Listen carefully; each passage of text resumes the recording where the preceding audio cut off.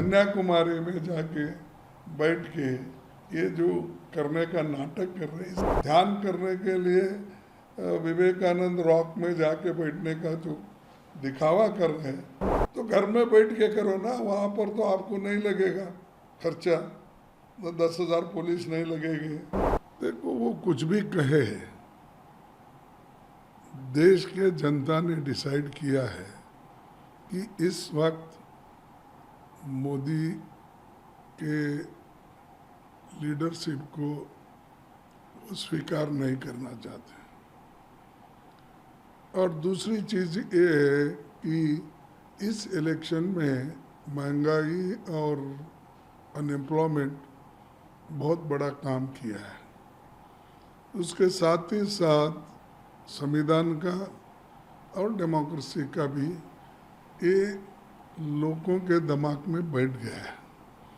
तो इसीलिए वो जितने भी नंबर्स बताएंगे वो नहीं बैठ रहे, कहीं किसी इसमें संदर्भ में नहीं बैठ रहे।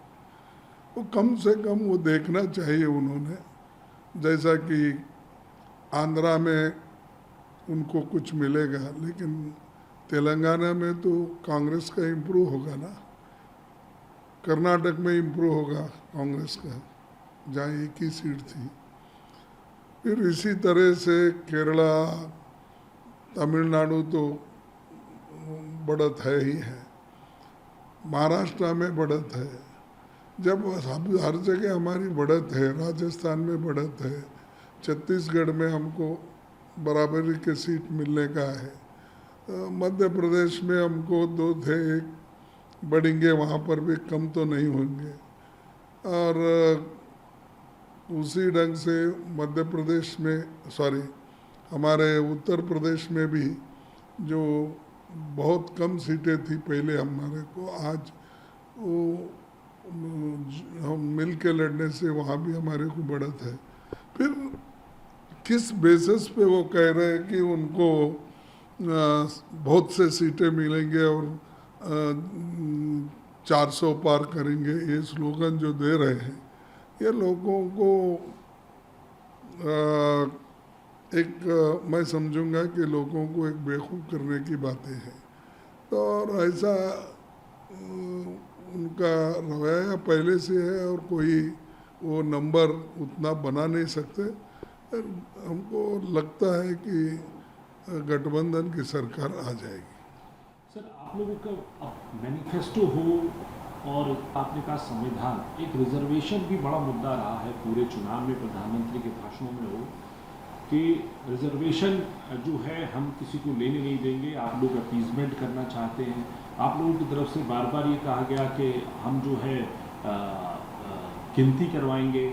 तो क्या माना जाए कि इस संदर्भ में जो है जनता कहाँ विश्वास कर रही है, और ये मुद्दा जो संविधान और रिजर्वेशन का है, कॉन्स्टिट्यूशन बदलने वाला जो आप लोगों ने बनाया है, क्या ये लोगों तक पहुँच पाया है, और क्या जो वोटर पिछली बार नहीं था आपके साथ इस बार आ रहा है? बहुत से लोग समझ गए हैं किस तरीके से इन्होंने अपने रिजर्वेशन को ख़त्म कर रहे हैं। अगर ख़त्म नहीं करते या उनके दिल में इनके लिए अच्छी भावना होती, वो सेंट्रल गवर्नमेंट में 30 लाख वैकेंसी भर देते। उसमें से तो आधे से ज़्यादा गरीबों को ही मिलने थे, दलित, पिछड़ा, इनको ही मिलने वाले थे। तो वो उन्होंने नहीं किया। हर चीज़ वो कहते हैं कि बदलेंगे। कैसा बदलेंगे? संविधान में तो ये है, शेड्यूल कास्ट के लिए तो इन्होंने नहीं बनाए, ये तो डॉक्टर अंबेडकर जी ने लड़के गांधी जी के साथ संवाद करके उनसे एश्योरेंस लेके रिजर्वेशन वहाँ से शुरू हो गई कि जो आने वाले संविधान में भी इसको लिया गया। जिसको इससे पहले जो हुआ था वो पूना पैक्ट में बातचीत हो गई थी, और वो आगे बढ़ी, और आगे बढ़ने के बाद सभी ने माना। पंडित और महात्मा गांधी जी ने सबको मनवाया, पंडित जवाहरलाल नेहरू जी को, वल्लभ भाई पटेल को, सभी को मनवाने के बाद आखिर में ये रिजर्वेशन क्लॉज कॉन्स्टिट्यूंट असेंबली के डिबेट के बाद आया। इनका क्या है उसमें, इन्होंने क्या कहा, मेहनत तो किए डॉक्टर बाबा साहब अम्बेडकर और पंडित जवाहरलाल नेहरू, ये सभी ने स्वीकार किया, उसको स्वीकार करके वही चल रहा है। 10 साल एक्सटेंशन होते। जब तक इस देश में अस्पृश्यता है और उनको समान दृष्टि से जब तक देखा नहीं जाता या समान दृष्टि से उनको हक नहीं मिलेगा, तब तक रिजर्वेशन ये रहेगा। लेकिन आप लोग भी तो लगाया कि आप मुस्लिम अपीजमेंट कर रहे हैं, आप उनका हक जो छीन के जो है माइनॉरिटीज को देंगे। अरे छीनने का सवाल नहीं, उसमें ये proportionate to the population of SC ST इस हिसाब से देते हैं, उनका छीन के इनको कैसा दे सकते हैं? हाँ, जो भी असेंबली और पार्लियामेंट सीट आज जिला पंचायत सभी में क्या है, reservation proportionate to the population है, उस प्रोपोर्शनेट देते हैं। और MP सीट, MLA सीट, जिला पंचायत अध्यक्ष, म्यूनसिपालिटी, वो भी प्रोपोर्शनली करते हैं। इनका छीनने का कहाँ गया अभी?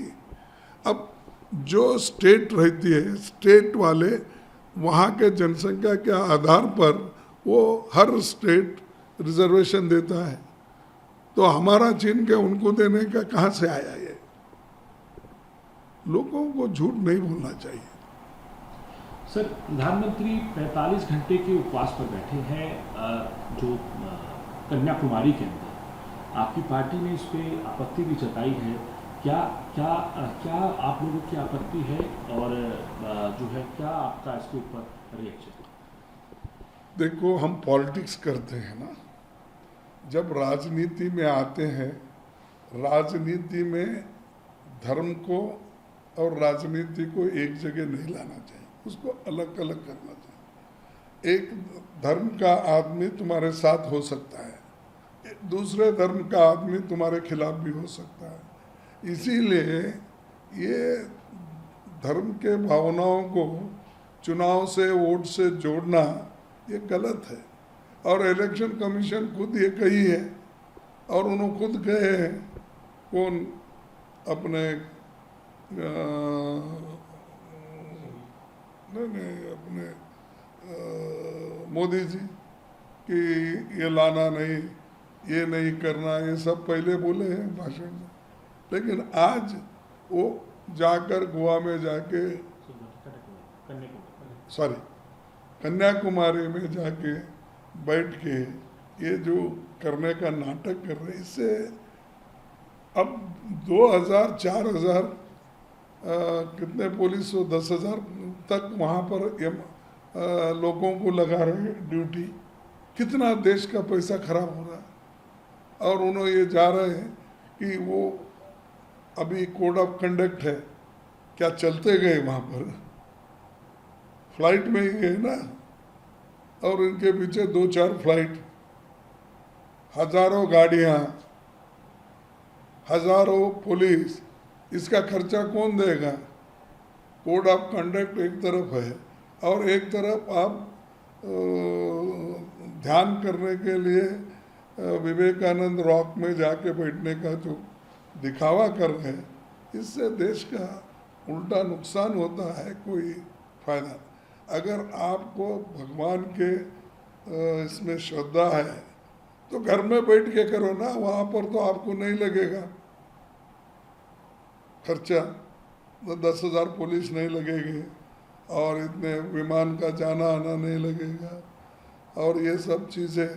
नहीं तो आप अपने पार्टी से भर्ती करो, नहीं तो खुद उसको खर्चा उठाओ। तो प्रधानमंत्री को आपने एक और बात किया है, वो उनकी बयान को लेकर जो उन्होंने महात्मा गांधी को लेकर बयान दिया, उसको भी आपकी पार्टी लगातार घेर रही है, उस पर क्या कहेंगे आप? देखो, मुझे तो हंसी आती है। महात्मा गांधी जी ये तो गुजरात के हैं। अगर गुजरात के आदमी को महात्मा गांधी जी के बारे में मालूम नहीं है और उसको वो खुद प्रचार नहीं करते प्राइम मिनिस्टर, तो हम क्या कहना चाहिए? अरे आपके राज्य का और इस देश का बहुत बड़ा नेता जिसको हम राष्ट्रपिता मानते हैं, ऐसे आदमी का प्रचार तुम क्यों नहीं कर रहे? तुम्हारे तो एक खासकर गुजरात के ही है, तो आप वहाँ चीफ मिनिस्टर रहे, आप तो आरएसएस के उसूलों का, आइडियोलॉजी का प्रचार करते हो, लेकिन महात्मा गांधी के विचारों का तुमने प्रचार 10 साल में नहीं किया। और वहाँ पर 13 साल चीफ मिनिस्टर थे, 23 साल में तुमने क्या किया? और दूसरों को पूछते हैं, दुनिया को ने, अरे दुनिया को हमने तो बताया। और महात्मा गांधी जी कांग्रेस पार्टी के बहुत बड़े नेता भी और देश के राष्ट्रपिता भी, तो उनके लिए तो हमारे पास तो आदर है ही है, लेकिन तुम्हारे पास उनके लिए कोई आदर नहीं था।